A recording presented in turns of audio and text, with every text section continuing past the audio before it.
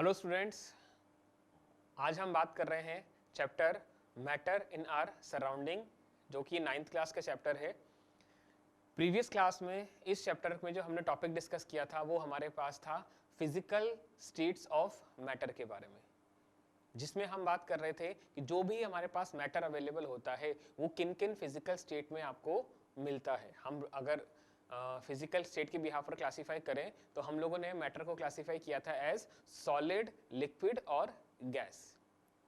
Solid physical state क्या होती है मैटर की, हमने उसकी कुछ कैरेक्टरिस्टिक के बारे में डिस्कशन किया था, और लिक्विड और गैस फिजिकल स्टेट जो होती है मैटर की, हमने उनकी फिजिकल स्टेट नेचर को भी एनालिसिस किया है। आज की क्लास में जो हमारा टॉपिक है वो हम डिस्कस कर रहे हैं कि मैटर की 3 फिजिकल स्टेट्स के बीच में कंपैरिजन क्या होता है, कि अगर हमारे पास सॉलिड है, लिक्विड है और गैस है, तीनों ही फिजिकल स्टेट को अगर हम कंपेयर करके देखते हैं तो क्या उनमें रिलेशन, सिमिलरिटी है, क्या डिफरेंसेस है, उसी को हम एक टेबुलर फॉर्म में यहाँ पर स्टडी करने की कोशिश कर रहे हैं। तो आज की क्लास का हेडिंग है हमारे पास में comparison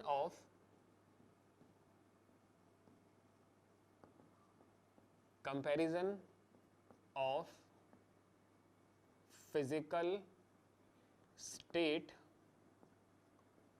of matter, as matter having 3 physical state, solid, liquid and gas. Whenever we are trying to compare these physical state, what are the similarity, what are the difference, this we will study in this class.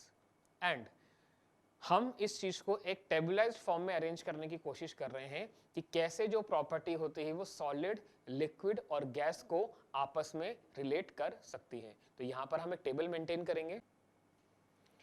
हम जो physical state compare कर रहे हैं, solid, liquid और gas, उनकी property को हम एक टेबुलाइज्ड फॉर्म में कंपेयर करने वाले हैं, जहां पर हम 4 कॉलम ड्रॉ कर रहे हैं, जिसमें फर्स्ट कॉलम में हम प्रॉपर्टी के बारे में डिस्कस करेंगे और नेक्स्ट 3 कॉलम में हम देखेंगे कि सॉलिड, लिक्विड और गैस के केस में रेस्पेक्टिवली वो किस तरह से वेरी करती है। ठीक है, तो सबसे फर्स्ट प्रॉपर्टी जो हम डिस्कस कर रहे हैं, फर्स्ट प्रॉपर्टी है हमारे पास में इंटर पार्टिकल स्पेस। जो भी मैटर हमारे पास सॉलिड स्टेट में अवेलेबल है या लिक्विड में है या गैस में है, अगर हम 2 पार्टिकल के बीच के स्पेस की बात करते हैं तो वो स्पेस कैसा है। अगर हम सॉलिड के केस में बात करते हैं, it is negligible.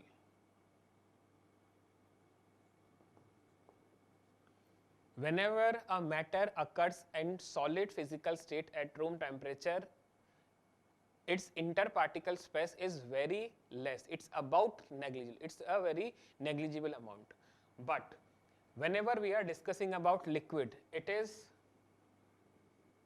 more than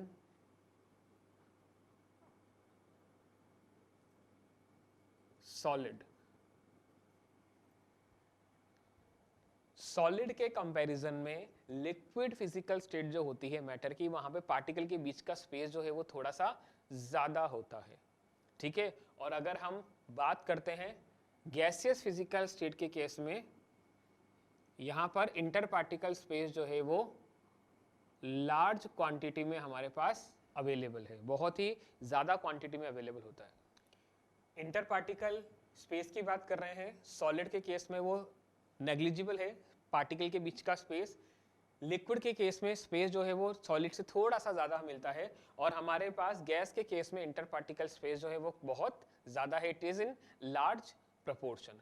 इसी के रेस्पेक्ट में अगर हम सेकंड फिजिकल प्रॉपर्टी की बात करते हैं, वो हमारे पास में है inter particle force of attraction. अगर हम इंटर पार्टिकल फोर्स की बात कर रहे हैं तो आप ये देखेंगे, इस फोर्स को हम कहते हैं कोहेसिव फोर्स। एक मैटर है, पार्टिकल सब एक ही तरीके के हैं, सिमिलर पार्टिकल के बीच जो फोर्स ऑफ अट्रैक्शन लगता है वो फोर्स होता है कोहेसिव फोर्स। सॉलिड के केस में हमने बात की थी, पार्टिकल जो एक दूसरे से टाइटली पैक्ड हैं। टाइटली पैक्ड क्यों है? क्योंकि इंटर पार्टिकल फोर्स जो है वो बहुत ज्यादा है, it is very high in case of solid. In case of solid अगर हम बात करते हैं, इंटर पार्टिकल फोर्स जो है वो बहुत ज्यादा होता है, लेकिन अगर हम लिक्विड के केस में बात करते हैं, it is less than solid. अगर स्पेस सॉलिड के कंपैरिजन में लिक्विड में ज्यादा है, इसका मतलब इंटर पार्टिकल फोर्स जो है वो कम होगा लिक्विड के केस में। और अगर हम गैस के केस में बात करते हैं, इट इज नेग्लिजिबल।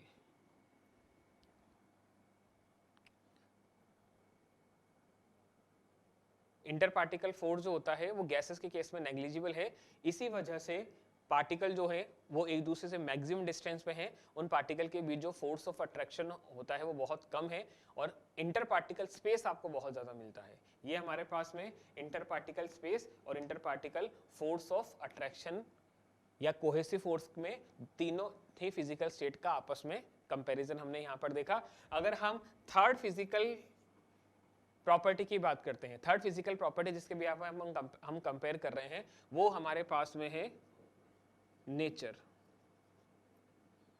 नेचर यहां पर हम जस्टिफाई कर रहे हैं, यहां पर हम डिफाइन कर रहे हैं, यहां हम ऑब्जर्व कर रहे हैं कि वो सॉलिड है या फ्लूइड है। हम बात कर रहे हैं कि वो सब्सटेंस रिजिड है या फ्लूइड है। रिजिड का मतलब क्या होता है, हमने प्रीवियस क्लास में नोट डिस्कशन किया हुआ है। जो सब्सटेंसेस अपनी शेप को इजीली चेंज नहीं करते, they are rigids, and the substances which are having tendency to flow, they are fluids. अगर हम फिजिकल नेचर के बिहाफ पे बात करते हैं, जो सॉलिड है, they are rigid in nature, they do not change their shape easily. Inter particle force of attraction ज्यादा है, इंटर पार्टिकल स्पेस कम है, और यही टेंडेंसी इनको एक रिजिड नेचर प्रोवाइड करती है। आप कितना भी प्रेशर अप्लाई कीजिए, इनकी शेप को चेंज करना इजीली नहीं होता। अगर हाई प्रेशर या टेम्परेचर अप्लाई करें तो माइट ये पॉसिबल है कि वो अपनी फिजिकल स्टेट चेंज कर लें या शेप चेंज कर लें।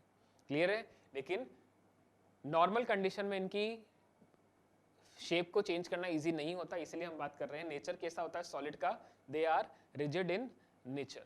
अगर हम नेचर को रिजिड और फ्लूइड के कंपैरिजन में लिक्विड में कंपेयर करते हैं, they are fluid in nature, they have tendency to flow. हमने एक एक्टिविटी डिस्कस की थी जिसमें हम वाटर, ऑयल और हनी को एक इंक्लाइन सरफेस पे ड्रॉप करने की कोशिश कर रहे थे। हमने यहाँ पर डिस्कशन किया था, वाटर जो है वो बहुत पहले स्लोप पे फ्लो कर जाता है, हनी को थोड़ा सा टाइम ज़्यादा लगता है। यहाँ पर हम किस प्रॉपर्टी को डिस्कस कर रहे थे, फ्लूइडिटी की, और हमने कंक्लूजन ये दिया था कि जितने भी लिक्विड होते हैं सबकी फ्लूइडिटी सेम नहीं होती, लेकिन लिक्विड्स में फ्लूइडिटी होती है, they are fluid. And when we are talking about the gases, they are highly fluid. Highly fluid का मतलब यह है कि अगर हम तीन फिजिकल स्टेट में को कंपेयर करते हैं, सॉलिड, लिक्विड और गैस को, इन तीनों में सबसे ज्यादा फ्लो होने की जो टेंडेंसी होती है वो हमारे गैसियस सब्सटेंसेस में है। ये बहुत लार्ज स्पेस में बहुत कम टाइम में फ्लो कर सकते हैं। ठीक, नेक्स्ट जिस फिजिकल प्रॉपर्टी को हम आपस में कंपेयर कर रहे हैं वो हमारे पास में है volume. Volume, whenever we are comparing three physical state on the basis of shape and volume, in case of solid, they have definite shape and volume.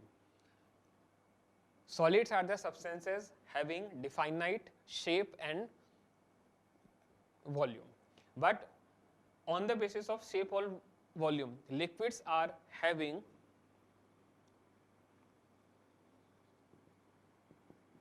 definite volume and indefinite shape. Water, for example आप 1 litre water ले रहे हैं, अगर आप उसे एक broad और लो height के कंटेनर में स्टोर करेंगे, वो 1 लीटर का जो वॉल्यूम है वो उस कंटेनर का शेप इजीली ले लेता है। और अगर उसी 1 लीटर के वॉल्यूम को आप एक थिन और लॉन्ग सिलेंड्रिकल ट्यूब में फिल कर रहे हैं, वही 1 लीटर का वॉल्यूम उस सिलेंडर के शेप को भी गेन कर लेता है। यहाँ पर हमने डिस्कशन किया था, लिक्विड को जिस कंटेनर में आप रख रहे हो वो उसी कंटेनर की शेप गेन कर लेता है, लेकिन वॉल्यूम फिक्स रहने वाला है उसका, इसलिए हम कह रहे हैं लिक्विड जो होते हैं उनका वॉल्यूम तो डिफाइनाइट होगा लेकिन शेप डिफाइनाइट नहीं होता, ये उस कंटेनर की शेप को गेन कर लेते हैं इसलिए। और अगर हम बात करते हैं गैसियस सब्सटेंसेस के केस में, they are having indefinite shape and volume. Whenever you are comparing gas with the liquid and solid in on the basis of their shape and volume, gases का शेप जो है वो भी indefinite है, volume जो है वो भी इनडिफाइनाइट है। जैसे कि हमने लिक्विड के केस में कहा था, जिस कंटेनर में इन्हें रखा जाता है ये उस कंटेनर की शेप गेन कर लेते हैं, वॉल्यूम फिक्स रहता है। इसी तरह से अगर हम गैसेस को जिस कंटेनर में फिल कर रहे हैं ये उस कंटेनर की शेप भी ले लेते हैं, एज वेल एज ये उसका वॉल्यूम भी, फुल वॉल्यूम भी ऑक्यूपाई कर लेते हैं। इसलिए हम कह रहे हैं solids are having indefinite shape and volume both, but in case of liquid they are having definite volume but not definite shape. They are able to gain the shape of the container in which you are storing them, while in case of gas they are having indefinite shape and volume both. They are able to occupy whole space and shape of the container in which you are storing it to. Clear? So this is the comparison of solid, liquid and gas on the basis of interparticle space, interparticle force, nature and shape and volume. There are certain other property of matter which are like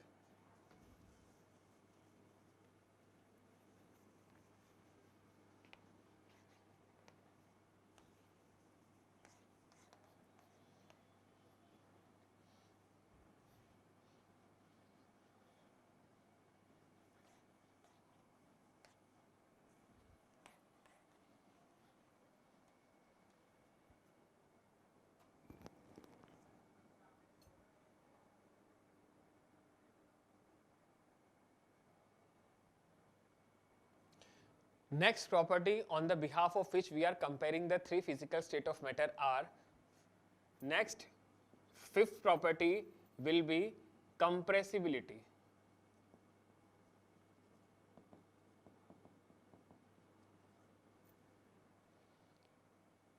जब भी हम किसी matter को pressure लगा रहे हैं तो वो अपनी शेप को कन्वर्ट कर लेता है, कॉन्ट्रैक्ट कर लेता है।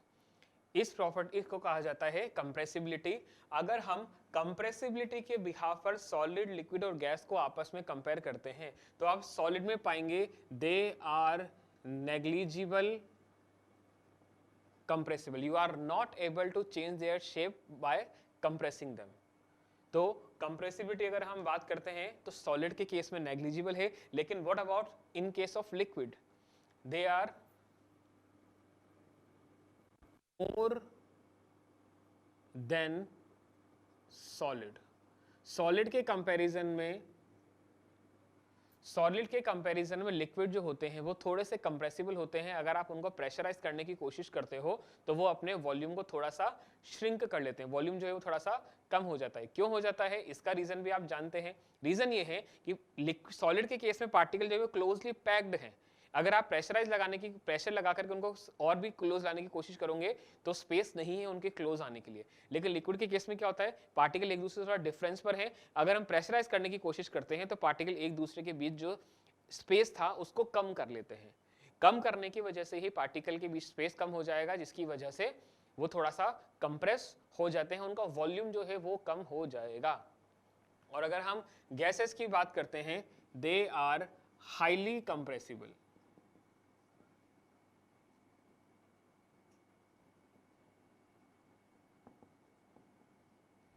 अगर आप कंपेयर कर रहे हो कंप्रेसिबिलिटी के बिहाफ पर, solids are negligible while the liquids are more compressible than solid, while gases are highly compressible. Gases हमने फिजिकल स्टेट को डिस्कशन किया था, पार्टिकल जो है एक दूसरे से बहुत ज्यादा दूरी पर है। अगर आप दोनों पार्टिकल को एक दूसरे से प्रेशराइज कर रहे हो, एक पॉइंट ऐसा आएगा कि वो एक दूसरे के इतने कांटेक्ट में आ गए हैं कि जो पहले स्पेस ज्यादा था, पार्टिकल इंटर पार्टिकल फोर्स कम था, कंप्रेस करने पर गैसेस के बीच का इंटर पार्टिकल स्पेस कम हो गया है, फोर्स बढ़ गया है। तो गैसेस इतनी ज्यादा कंप्रेस की जा सकती हैं कि आप उनको गैसेस फिजिकल स्टेट से लिक्विड फिजिकल स्टेट में इजीली कन्वर्ट कर सकते हैं।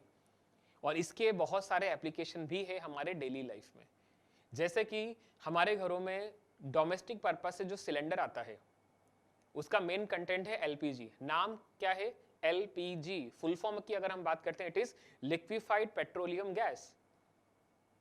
अगर आप डेफिनेट इसके फुल फॉर्म को फोकस करें, गैस है जिसको आपने लिक्विफाइड कर दिया है। अब लिक्विफाइड कैसे किया है? Due to the property of compressibility. Gases हैं, प्रेशर लगाइए, टेम्परेचर रिड्यूस कीजिए, रिजल्टेंट क्या होगा? वो सॉलिड से लिक्विड, सॉरी वो गैस से लिक्विड में इजीली कन्वर्ट हो जाएंगे। This property is known as compressibility. और ये आपके गैसियस सब्सटेंसेस के अंदर बहुत ज्यादा अमाउंट में मिलती है ये प्रॉपर्टी। सिक्स्थ अगर हम बात कर रहे हैं, on the basis of density. अगर आप डेंसिटी के बिहाफ पर सॉलिड, लिक्विड और गैस को कंपेयर कर रहे हो तो आप ये देखेंगे कि पर यूनिट वॉल्यूम में सॉलिड के नंबर ऑफ पार्टिकल जो है वो बहुत ज्यादा आ सकते हैं, क्योंकि इंटर पार्टिकल स्पेस कम है, फोर्स ऑफ अट्रैक्शन ज्यादा है। तो पर यूनिट, पर सेंटीमीटर क्यूब वॉल्यूम में नंबर ऑफ पार्टिकल सॉलिड के ज्यादा आते हैं। इसका मतलब डेंसिटी जो होगी वो सॉलिड की बहुत ज्यादा है। ठीक है, इसके कंपैरिजन में अगर हम लिक्विड्स की बात करते हैं, इंटर पार्टिकल स्पेस ज्यादा है, इंटर पार्टिकल फोर्स वो कम है, जिसकी वजह से क्या होगा? अगर स्पेस बढ़ गया तो पर यूनिट वॉल्यूम के अंदर लिक्विड के पार्टिकल कम आएंगे। तो अगर हम डेंसिटी की बात करते हैं तो it is less than solid. Solid के कंपैरिजन में लिक्विड्स की डेंसिटी जो होती है वो थोड़ी सी कम होती है। और अगर हम गैसियस सब्सटेंस की बात करते हैं तो गैसियस सब्सटेंस की जो डेंसिटी होगी वो तीनों फिजिकल स्टेट को कंपेयर करने में सबसे कम है। आप इस कैसे भी समझ सकते हैं, इंटर पार्टिकल स्पेस जो है वो बहुत ज्यादा है, inter particle force of attraction बहुत कम है। इसी वजह से पार्टिकल जो मैक्सिमम डिस्टेंस पर है वो पर यूनिट वॉल्यूम में ज्यादा क्वांटिटी में नहीं आ पाते। इसलिए हम कह रहे हैं कि गैसेस की डेंसिटी जो होती है वो बहुत ही लो होती है। तीनों के कंपैरिजन में सबसे लेस डेंसिटी होगी आपके गैसियस सब्सटेंसेस की। It is clear to you? अब हम, यस सर, कंटिन्यू करें। अब हम नेक्स्ट प्रॉपर्टी जो डिस्कस कर रहे हैं वो हमारे पास में है काइनेटिक एनर्जी। नेक्स्ट प्रॉपर्टी जिसके बिहाफ पर आप फिजिकल स्टेट को कंपेयर कर रहे हैं वो हमारे पास प्रॉपर्टी है काइनेटिक एनर्जी। काइनेटिक एनर्जी क्या होती है? आप लोगों ने फिजिक्स में हम लोगों ने पहले भी डिस्कशन किया था। पार्टिकल के मूवमेंट के लिए जो एनर्जी रिस्पॉन्सिबल है वो हमारे पास क्या कहलाती है?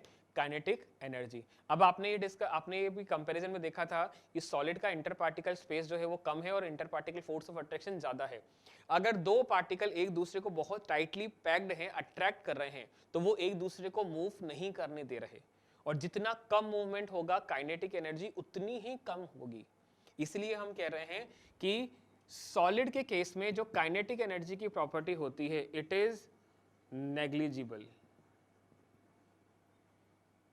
बहुत ही कम अमाउंट की, no it is low.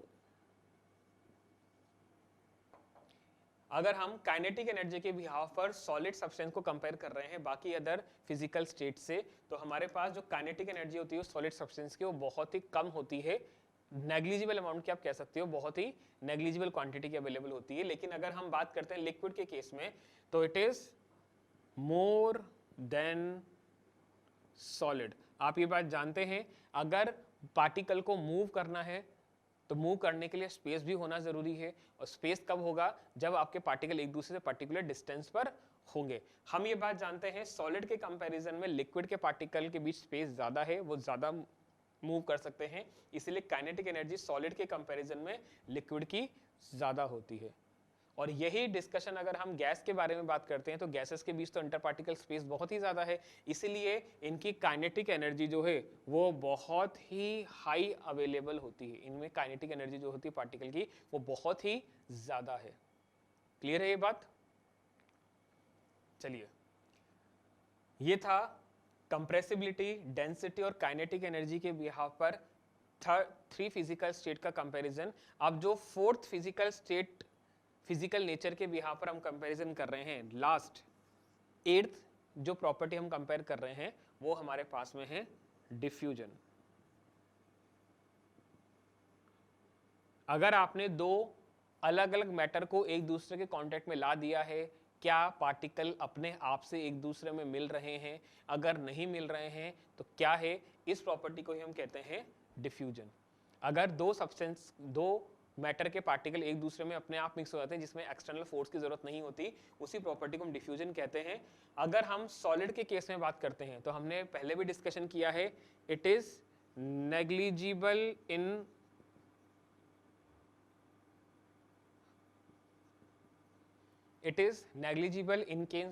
in case of solid physical state of matter. Diffusion is very negligible, बहुत ही कम अमाउंट का होगा और हो सकता है कई बार ये हो भी नहीं, तो बहुत ही कम अमाउंट का यहाँ पर हमारे पास में डिफ्यूजन होता है सॉलिड और सॉलिड के केस में। लेकिन अगर हम लिक्विड के केस में बात करते हैं, it is more than solid.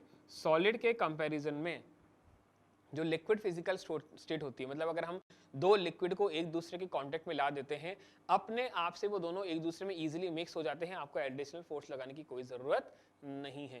तो ये हमारे पास में है डिफ्यूजन के बिहाफ पर सॉलिड और लिक्विड का कंपैरिजन। अगर हम बात करते हैं गैसेस के केस में, इनमें डिफ्यूजन जो होता है वो वेरी हाई होता है, बहुत ही ज़्यादा क्वांटिटी में गैसेस के पार्टिकल एक दूसरे में मिल सकते हैं और बहुत ही कम टाइम के अंदर, बहुत ही कम टाइम में हमारे गैसेस और गैसेस एक दूसरे से मिल जाते हैं।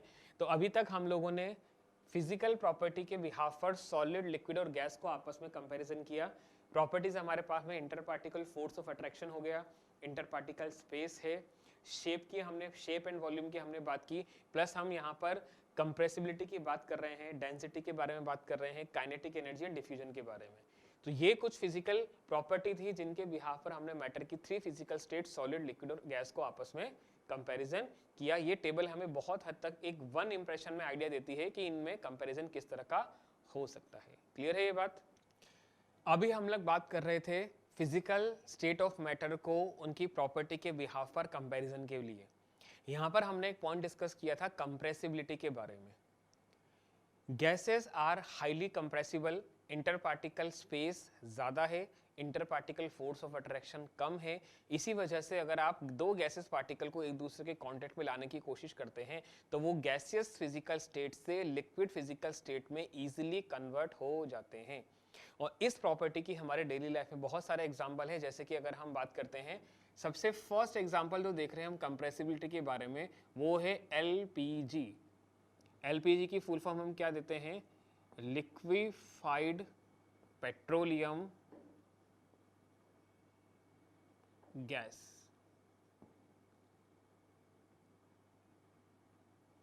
लिक्विफाइड पेट्रोलियम गैस एक गैस है जिसको आप बहुत, पेट्रोलियम गैसेस होती हैं जो हैं उन्हें आप बहुत कंप्रेस करके लिक्विड में कन्वर्ट कर रहे हो, और ये वही गैस है जो हमारे घरों में एज ए डोमेस्टिक सिलेंडर के काम में आती है, जो हमारे किचन में एज अ फ्यूल वर्क करता है।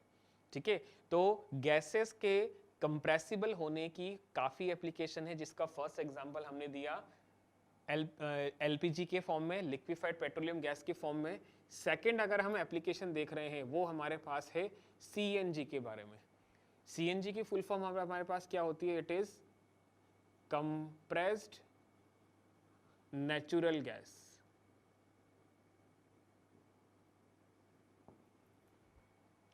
CNG की फुल फॉर्म क्या होती है? Compressed natural gas. Natural gases जितने भी हमारे पास अवेलेबल हैं उन्हें अगर हम कंप्रेस कर देते हैं तो यही हमारे पास CNG बनती है, जो हमारे ऑटोमोबाइल्स में या ऑटोमोबाइल में एज ए फ्यूल काम आती है, और काफ़ी सारी मशीनरी को, हैवी मशीनरी को रन करवाने में भी ये एज ए फ्यूल वर्क करती है। तो CNG भी हमारे पास में गैसेस की कंप्रेसिबिलिटी को यूज़ करके उनको एज ए फ्यूल बनाने में बहुत ज़्यादा रोल प्ले कर रही है। और अगर हम थर्ड एप्लीकेशन देखते हैं गैसेस की कंप्रेसिबिलिटी की हमारी डेली लाइफ में, तो वो हमारे पास में है ऑक्सीजन सिलेंडर। ये हम उन ऑक्सीजन सिलेंडर्स के बारे में बात कर रहे हैं जो ऑपरेशन थिएटर्स में जनरली पेशेंट को ब्रीथिंग के लिए प्रोवाइड किया जाता है, या जो ऑक्सीजन सिलेंडर माउंटेनियरिंग के लिए लोग जो माउंटेनियर्स जा रहे हैं वो अपने साथ कैरी करते हैं, क्योंकि हाई एल्टीट्यूड पे ऑक्सीजन की अवेलेबिलिटी कम होती है, इस वजह से तो वो अपने साथ एक सिलेंडर कैरी करते हैं। उस सिलेंडर में जो गैस फिल की गई है वो कौन सी है? ऑक्सीजन गैस ही है, लेकिन किस फॉर्म में? वो कंप्रेस्ड ऑक्सीजन है। ठीक है, जैसे ही नोजल से उसको निकालते हैं वो लिक्विड फिर से गैस में कन्वर्ट होने लग जाता है, वो एक अदर फिनोमिना है, लेकिन सिलेंडर के अंदर गैस किस फॉर्म में कलेक्ट की गई है? कंप्रेस्ड फॉर्म में। इसी तरह से ऑक्सीजन सिलेंडर काम में लिया जाता है सी डाइवर्स के लिए, जो गहरे समुद्र में डाइवर्स गोता लगाते हैं, वो भी अपने साथ एक ऑक्सीजन सिलेंडर कैरी करते हैं, क्योंकि वहां पर फ्रेश ऑक्सीजन अवेलेबल नहीं है फॉर ह्यूमंस। एक्वेटिक एनिमल्स के लिए है, लेकिन ह्यूमंस के लिए वहां पर फ्रेश ऑक्सीजन अवेलेबल नहीं है, इसीलिए वो अपने साथ ऑक्सीजन सिलेंडर कैरी करते हैं। तो ये हमारे पास में कुछ एप्लीकेशन है गैस की कंप्रेसिबिलिटी की, कि हम डेली लाइफ में कंप्रेसिबिलिटी को यूज किस तरह से करते हैं और कहां कहां पर वो हमारे काम आती है। ये क्लियर है बात?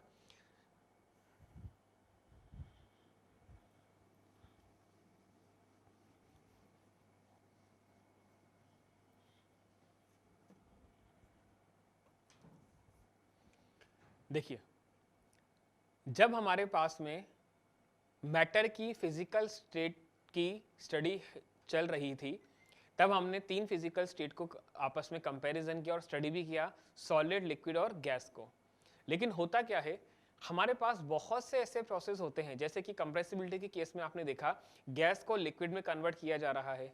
इसी तरह से प्रैक्टिकल लाइफ में हम एग्जांपल देखते हैं, अगर आइस हमारे पास में रूम टेम्परेचर, आइस हमारे पास में फ्रीजर से निकालते वक्त एक सॉलिड स्टेट में है, कुछ टाइम के लिए उसको रूम टेम्परेचर में रख दीजिए, वो लिक्विड में कन्वर्ट हो जाती है। इसी तरह से बहुत से फिनोमेना है जहां पर हम फिजिकल स्टेट को एक स्टेट से, फिजिकल मैटर को एक फिजिकल स्टेट से दूसरी फिजिकल स्टेट में इजीली कन्वर्ट कर सकते हैं। ठीक, अब कन्वर्जन कैसे होता है, इस बिहाफ पर हमारे पास में एक फोर्थ स्टेट ऑफ मैटर भी अवेलेबल है, जिसे हम प्लाज्मा के नाम से जाते हैं। फोर्थ फिजिकल स्टेट हमारे पास में हो गई प्लाज्मा। सॉलिड, लिक्विड और गैस के अलावा भी हमारे पास में एक फोर्थ फिजिकल स्टेट अवेलेबल है, जिसे हम प्लाज्मा के बारे में जानते हैं।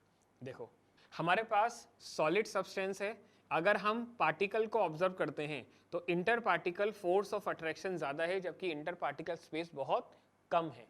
अगर मैं इस मैटर को हीट प्रोवाइड कर रहा हूं, तो हीट करने से क्या होगा, इन पार्टिकल्स की काइनेटिक एनर्जी ज्यादा हो जाएगी, मूवमेंट ज्यादा हो जाएगा। इस वजह से आप ये कह सकते हो कि पार्टिकल के बीच इंटर पार्टिकल स्पेस जो है वो बहुत ज्यादा हो गया है, फोर्स ऑफ अट्रैक्शन वो कम हो गया है।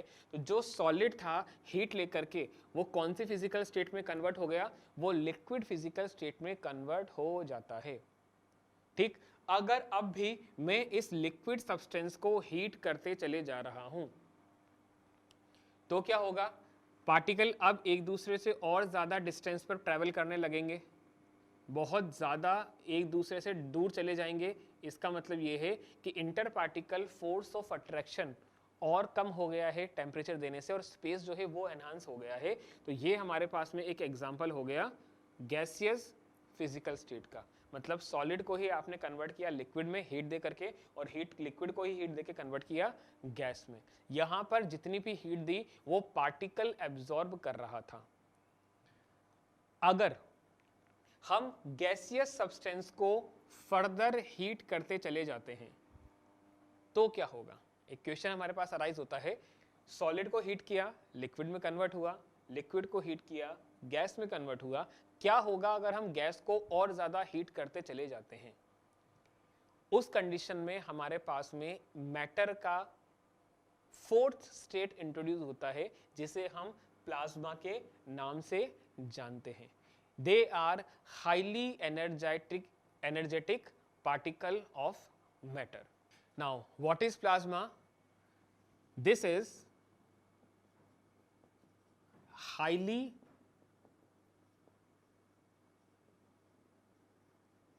energetic and super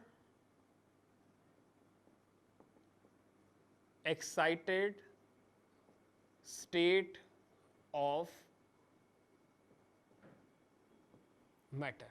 ये हमारे पास मैटर की एक हाईली एनर्जेटिक और सुपर एक्साइटेड स्टेट होती है मैटर की। देखो जो पॉइंट हम डिस्कस कर रहे थे, सॉलिड को हीट किया लिक्विड में कन्वर्ट हुआ, लिक्विड को हीट किया गैस में कन्वर्ट हुआ। क्या होगा अगर हम गैस को भी फर्दर हीट करते चले जा रहे हैं? आप इसको ऐसे समझिए, हमारे पास में एटम है जिसके अंदर इलेक्ट्रॉन भी अवेलेबल है, प्रोटॉन भी अवेलेबल है और न्यूट्रॉन भी अवेलेबल है। ये एटम जो पार्टिकल है, इलेक्ट्रॉन प्रोटॉन और न्यूट्रॉन इसके सब एटॉमिक पार्टिकल हैं। ठीक, जब हमने, और ये जो सब एटॉमिक पार्टिकल हैं इन सभी पार्टिकल्स में अवेलेबल है जो मैं आपको यहां पर ड्रॉ करके दिखा रहा हूं। अब देखो ये सिंगल पार्टिकल की बात कर रहे हैं, इन सिंगल पार्टिकल के अंदर इलेक्ट्रॉन प्रोटॉन और न्यूट्रॉन अवेलेबल है। आपने हीट किया, जो हीट आप दे रहे हो वो हीट किसने ऑब्जर्व की है? वो हीट ले रहा है पार्टिकल, एंड पार्टिकल ने एनर्जी ली और वो एक दूसरे से दूर चले गए, किस में कन्वर्ट हो गए? लिक्विड में। अगर हम फर्दर हीट प्रोवाइड कर रहे हैं, ये हीट भी हम किसको दे रहे हैं? ये हीट पर्टिकुलर उस पार्टिकल को, पार्टिकल एब्जॉर्ब कर रहा है। जब पार्टिकल ने हीट एब्जॉर्ब की, वो और एक दूसरे से दूरी पर चले गए, तो हमारे पास क्या बन गया? गैस बन गया। गैसियस फिजिकल स्टेट में आने के बाद भी अगर आप फर्दर हीट कर रहे हो, तो जो हीट पार्टिकल एब्जॉर्ब कर सकता था उतनी हीट उसने एब्जॉर्ब कर ली। फर्दर हीट अगर आप प्रोवाइड कर दोगे तो वो हीट कौन एब्जॉर्ब करेगा? वो उसके सब एटॉमिक पार्टिकल एब्जॉर्ब करेंगे। अगर एटम के सब एटॉमिक पार्टिकल ने एनर्जी को गेन कर लिया है और ज्यादा क्वांटिटी में एनर्जी को गेन कर लिया है, तो यही सारे के सारे पार्टिकल एटम को छोड़ करके इस एटम से बाहर आ जाते हैं। ये सारे के सारे सब एटॉमिक पार्टिकल जो हैं वो एटम को छोड़ करके उसमें से बाहर आ जाते हैं। उस कंडीशन में आपके पास में एक सुपर एक्साइटेड फिजिकल स्टेट बनती है मैटर की, जिसे हम बोलते हैं प्लाज्मा। जिसे हम क्या बोलते हैं? प्लाज्मा। प्लाज्मा में आपके चार्ज पार्टिकल का एक क्लाउड बनता है जो सुपर एक्साइटेड है और हाईली एनर्जेटिक है। ठीक है, तो ये हमारे पास में first physical state solid, second physical state liquid, third physical state हो गई हमारे पास में गैस, और फोर्थ फिजिकल स्टेट बन जाती है हमारे पास प्लाज्मा, जो कि हमारे पास एक आइसोलेटेड गैसियस एटम को हीट करने से बनती है। ठीक है, इसको हम कैसे लिख सकते हैं? It is formed by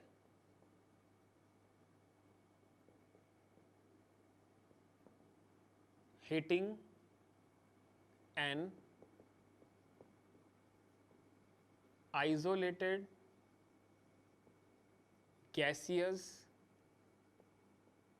atom at high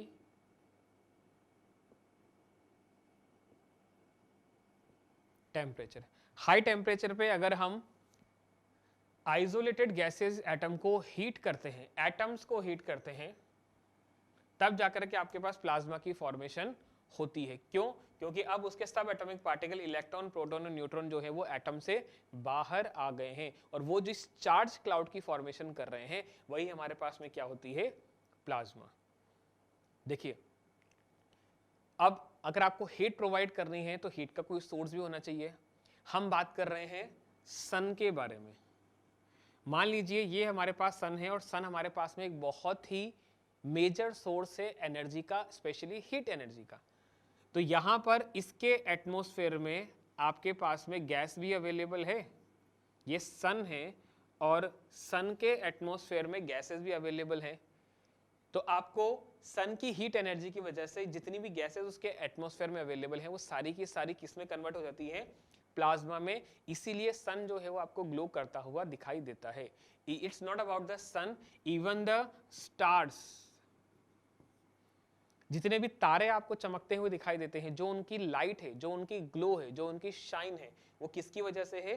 plasma की वजह से। क्योंकि जितने भी पार्टिकल प्लाज्मा को फॉर्म कर रहे हैं they are super excited and highly energetic particle, और highly energetic particle light glow emit करते हैं और वही लाइट हमें बहुत दूर डिस्टेंस से भी दिखाई देती है। तो सन में जो लाइट और एनर्जी सन में जो लाइट अवेलेबल वो भी प्लाज्मा की वजह से, और स्टार में भी जो लाइट होती है वो प्लाज्मा की वजह से ही अवेलेबल होती है। ठीक, अगर हम प्लाज्मा की बात करते हैं तो हमारे डोमेस्टिक लाइफ में भी प्लाज्मा का कहीं जगह, अगर हम प्लाज्मा की बात करते हैं तो हमारे डोमेस्टिक लाइफ में भी प्लाज्मा काफी जगह पे अवेलेबल है, जैसे कि हम बात कर रहे हैं ट्यूबलाइट के अंदर। अगर हम प्लाज्मा की बात करते हैं तो फर्स्ट एप्लीकेशन है हमारे पास नियॉन बल्ब में। नियॉन बल्ब में जिस गैस का हम प्लाज्मा बना रहे हैं वो गैस कौन सी है हमारे पास? Neon gas. नाम से ही पता चल रहा है, नियॉन गैस का प्लाज्मा हम बनाते हैं नियॉन बल्ब में। इसी के साथ हम बात कर रहे हैं, ये तो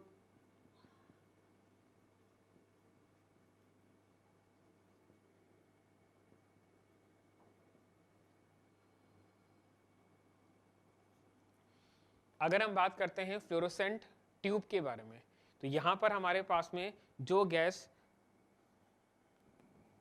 फ्लोरोसेंट,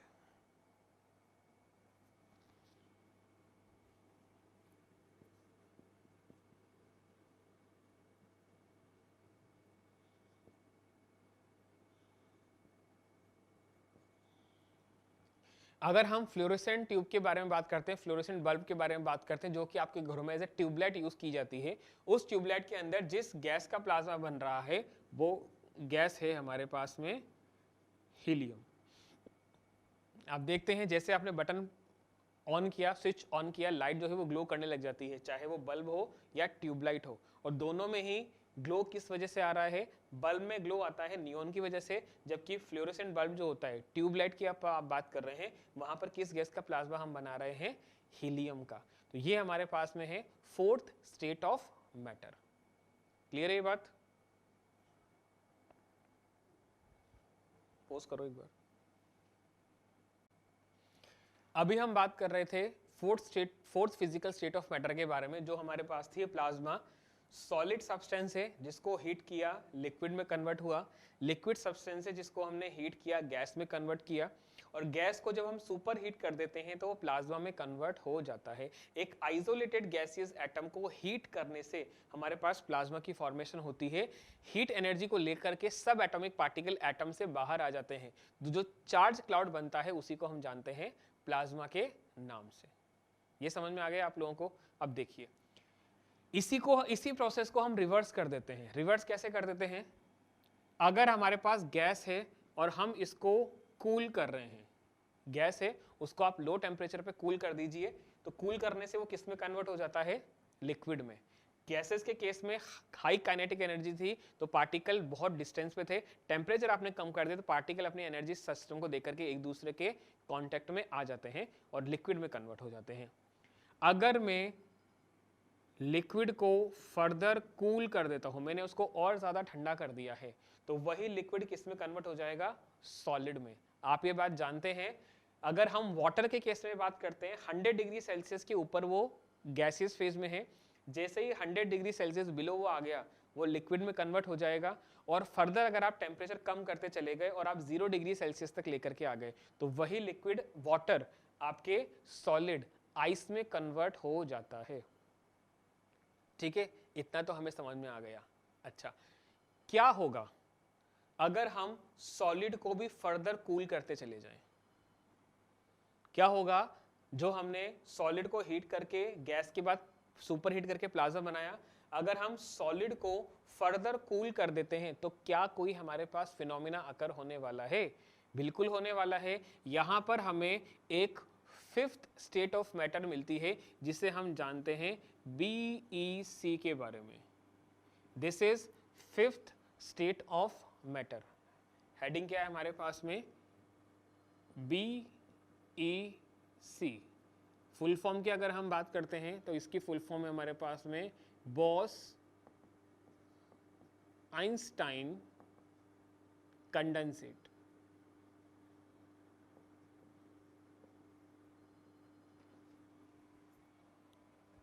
अगर हम गैसेस को हीट करके प्लाज्मा, सुपर हीट करके प्लाज्मा बना रहे थे। तो गैसेस को अगर हम सुपर कूल करते चले जाएंगे तो वो गैस से लिक्विड, लिक्विड से सॉलिड में कन्वर्ट हो रहा है। उसका टेम्परेचर हम बहुत ही नेग्लिजिबल, अबाउट एब्सोल्यूट जीरो तक अगर ले जाने की कोशिश करते हैं। एब्सोल्यूट जीरो का मतलब होता है हमारे पास में -273 केल्विन, सॉरी, एब्सोल्यूट जीरो का मतलब हमारे पास में होता है -273 डिग्री सेल्सियस कह लो या 0 केल्विन कह लीजिए।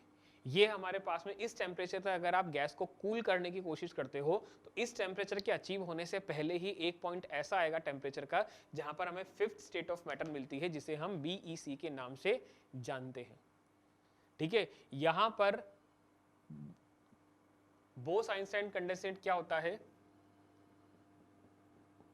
It is super cooled state of matter, जिसे हम फिफ्थ स्टेट ऑफ मैटर के नाम से भी जानते हैं। ठीक, अब इसके बारे में थोड़ा सा मैं आपको ब्रीफ करना चाहूंगा BEC के बारे में। सबसे पहले एक इंडियन साइंटिस्ट थे जिनका नाम था सत्यनारायण बोस।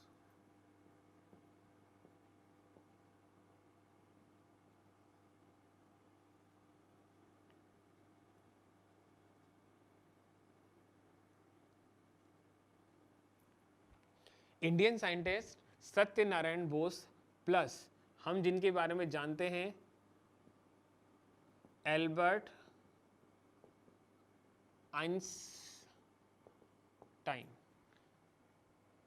इन दोनों के नाम को डेडिकेट करके बोस आइंस्टाइन हमने फिफ्थ स्टेट ऑफ मैटर को इंट्रोड्यूस किया, विच is BEC, Bose Einstein condensate. एक थ्योरेटिकल कंसेप्ट हमें सजेस्ट किया था सत्यनारायण बोस ने, जिसके बारे में उन्होंने जो आर्टिकल लिखा था वो उन्होंने वेरीफाई करने के लिए एल्बर्ट आइंस्टीन को सेंड किया। और एल्बर्ट आइंस्टीन उस आर्टिकल को पढ़ करके इतना खुश हुए कि उन्होंने अपने उस आर्टिकल को पहले इंग्लिश टू जर्मन ट्रांसलेट किया और फिर उसके बाद उनको पब्लिश किया। तो जो पेपर उस टाइम पर पब्लिश हुआ था वो एक रिनोवेशन लेकर के आया था फिजिकल स्टेट ऑफ मैटर की स्टडी में, और जो फिफ्थ स्टेट हमें मिल रही थी वही हमारे पास में है Bose Einstein condensate. It is a super cool state of matter. अगर आप गैस को सुपर कूल कर देते हैं तो वो हमें फिफ्थ स्टेट ऑफ मैटर में की फॉर्म में मिलती है, जिसे हम बोस आइंस्टाइन कंडेंसेट के नाम से जानते हैं। आज की क्लास के लिए इतना ही। रिमेनिंग जो टॉपिक हमने आज डिस्कस किया उसको एक बार पढ़िएगा। रिमेनिंग नेक्स्ट क्लास में हम कंटिन्यू करते हैं। Thank you. देखिए, हम बात कर रहे थे सत्यनारायण बोस और एल्बर्ट आइंस्टाइन ने जो म्यूचुअल स्टडी की थी, उसी की वजह से हमारे पास में जो फिफ्थ स्टेट ऑफ मैटर मिली वो थी हमारे पास में BEC, जिसे हम बोस आइंस्टाइन कंडेंसेट कहते हैं। It's a fifth state of matter. अगर हम इसकी फॉर्मेशन की बात करते हैं कि कैसे इसको बनाया जा सकता है, तो हम बात कर रहे हैं it is formed by cooling gas, it is formed by cooling gas of extreme low density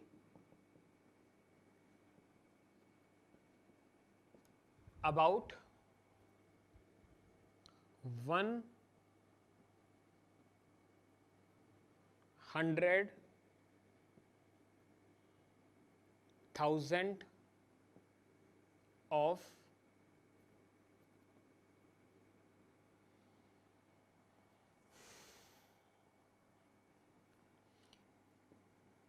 normal air. हम अगर नॉर्मल एयर की डेंसिटी को 100,000 टाइम लो कर देते हैं तो उस गैस को कूल करने से जो आपको फिजिकल स्टेट मिल रही है वो कौन सी होगी? BEC, Bose Einstein condensate.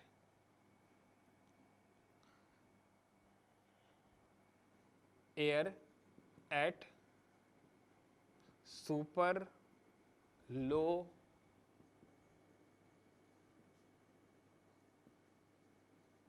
Temperature. बहुत ही लो डेंसिटी की गैस को अगर आप सुपर लो टेम्परेचर पे कूल कर देते हैं तो जो हमारे पास में फिफ्थ स्टेट ऑफ मैटर बनती है वही कौन सी है, BEC, बोस आइंस्टाइन कंडेंसेट। आज की क्लास के लिए इतना ही, जो हमने फिजिकल स्टेट को कंपैरिजन किया। Continue in the next class. Thank you. Okay, ठीक है। हम बात कर रहे थे फिजिकल स्टेट ऑफ मैटर के बारे में और हमने अभी तक 4 physical state of matter discussion की थी। फर्स्ट सॉलिड, सेकेंड लिक्विड और थर्ड गैस। फोर्थ जो फिजिकल स्टेट हम डिस्कस कर रहे थे वो हमारे पास में थी प्लाज्मा। और हम फिफ्थ स्टेट ऑफ मैटर की बात कर रहे हैं। फिफ्थ स्टेट ऑफ मैटर है हमारे पास BEC। What is the full form of BEC? It is Bose Einstein condensate. BEC is the fifth state of matter and BEC की full form क्या है? It is Bose-Einstein condensate. For example, we are having solid physical state and whenever you are heating, it is converted to liquid physical state. What about if we are heating liquid further? It will be converted to gaseous physical state, which is the third physical state of a matter. And अगर हम gas को और heat करते चले जाएंगे, उसको super heat करेंगे, बहुत ही ज्यादा टेम्परेचर हम प्रोवाइड कर रहे हैं, तो हमारे पास फोर्थ स्टेट ऑफ मैटर निकल करके आती है, which is plasma. In 4 physical state के बारे में हमने लेक्चर के प्रीवियस सेक्शन में डिस्कस किया था। अब इसी प्रोसेस को हम रिवर्स कर रहे हैं। रिवर्स कैसे कर रहे हैं? अगर गैस को हम कूल कर देते हैं तो ये कन्वर्ट हो जाता है आपके पास लिक्विड फिजिकल स्टेट में, और अगर हम टेम्परेचर को और कम करते चले जाते हैं, मतलब लिक्विड को भी हम कूल करते चले जाएंगे, तो लो टेम्परेचर पे वही liquid solid physical state gain कर लेता है। मतलब पार्टिकल जो है एक दूसरे के पास आ जाते हैं, inter particle force of attraction बढ़ जाएगा, इंटर पार्टिकल स्पेस कम हो जाता है। क्या होगा अगर हम सॉलिड को भी फर्दर कूल करते चले जाएं? अगर हम सॉलिड को और ज्यादा कूल करते चले जाएंगे, मतलब नेगेटिव्स ऑफ टेम्परेचर में, 0 के बिलो डिग्री सेल्सियस टेम्परेचर अगर हम देखते हैं, नेगेटिव टेम्परेचर में अगर हम इसको लेके चले जाते हैं, तो यही हमारे पास एक मिस्टीरियस फिजिकल स्टेट की फॉर्म में बिहेव करता है, which is BEC। That is the fifth state of matter, Bose Einstein condensate. ठीक, अब हम बात कर रहे हैं फिफ्थ स्टेट ऑफ मैटर हमारे पास जो BEC है वो किस तरह से बनती है। व्हेन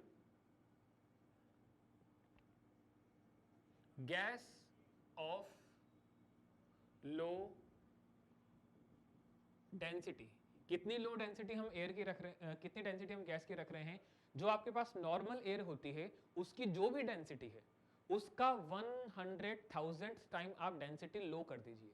इतनी लो डेंसिटी की अगर आप कोई गैस कलेक्ट कर रहे हैं और उसको सुपर कूल कर रहे हैं, तब जाके हमारे पास fifth state of matter BEC की फॉर्मेशन होती है। When gas of low density about 100,000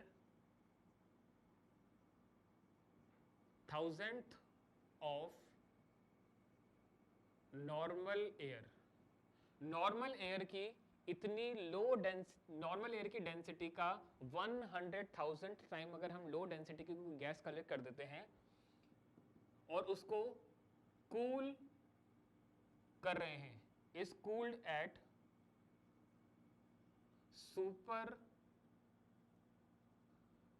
low temperature.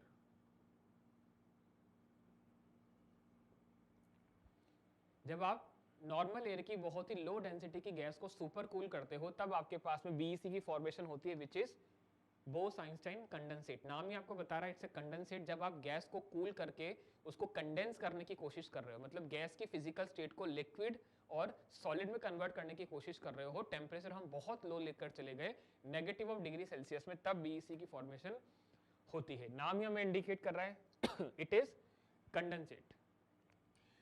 The name of this physical state BEC is dedicated to 2 different scientists. First जो साइंटिस्ट की हम बात कर रहे हैं, एक इंडियन साइंटिस्ट थे हमारे पास, साइंटिस्ट हैं श्री SN बोस, जिन्होंने इस फिफ्थ स्टेट ऑफ मैटर को स्टडी किया था। और इनकी स्टडी को अप्रूवल दे करके, मतलब बिल्कुल सही बता करके इसका आइडेंटिटी दी कि हाँ इसे फिफ्थ स्टेट ऑफ मैटर मान सकते हैं, वो थे हमारे पास में एल्बर्ट आइंस्टाइन। तो इन दोनों ही साइंटिस्ट ने, इन्होंने इसको डिस्कवर किया, वो एस.एन. बोस ने और एल्बर्ट आइंस्टाइन ने इसको रिकॉग्नाइज किया। दोनों को ही साइंटिस्ट को नाम को हमने इस फिफ्थ स्टेट को ट्रिब्यूट किया है, that's why it is named as Bose Einstein condensate. ये था हमारे पास में मैटर की फिजिकल स्टेट के बारे में, कैसे बनती है और क्या इनकी कैरेक्टरिस्टिक हैं, ये हमने अभी तक डिस्कस किया। आज की क्लास के लिए इतना ही, रिमेनिंग नेक्स्ट क्लास में बात करते हैं। Thank you.